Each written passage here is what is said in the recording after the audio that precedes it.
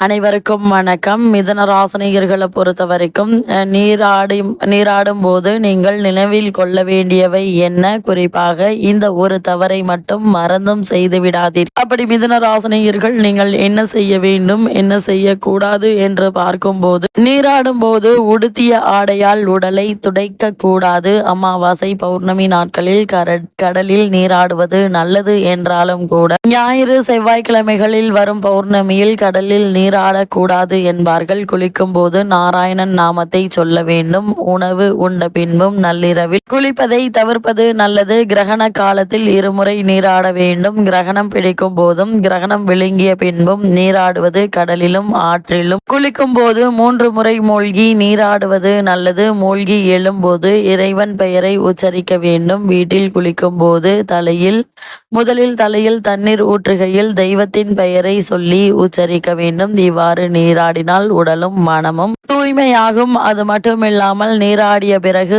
அதே அன்றைய நாளில் இறை வழிபாடும் மிக மிக முக்கியம். அதாவது இறை வழிபாட்டை பொறுத்த வரைக்கும் கடவுளை நம்பிய யாரும் கைவிடப்படுவதில்லை. நல்லது அல்லாத செயல்கள் நடக்கும் போது தைரியத்தை தந்து தடைகளை அகற்றுபவர் கடவுள்தான். எனவே எப்பொழுதும் கடவுளையே நினைத்திருங்கள். கருணை புரிவார். மனம் உருகி கடவுளை வழிபட்டால் நமக்கு என்னவெல்லாம் இறைவன் தருவார் என்று பார்க்கும்போது அமைதி, ஆனந்தம், இனிமை போன்றவை தருவார். ஈகை புரிவார். உண்மை தெரிவிப்பார். ஊக்கம் கொடுப்பார். எளிமையை அருள்வார். ஏக்கம் தவிர்ப்பார். ஐயம் தீர்ப்பார். ஒளிமயமான வாழ்வு தருவார். ஓரங்கத்தில் நிற்பார். ஔடதம் நல்குவார். அனைத்திலும் வெற்றியை வழங்குவார். இவ்வளவு மேன்மைகள் உங்களுக்கு நிறைந்து கிடைக்கும் என கூறப்படுகிறது. இதனால் மிதுன ராசினியர்களான நீங்கள் தினமும் நீராடிய பிறகு இறை வழிபாட்டை மேற்கொள்வது எண்ணற்ற நன்மைகளை உங்களுடைய வாழ்வில் ஏற்படுத்தும்.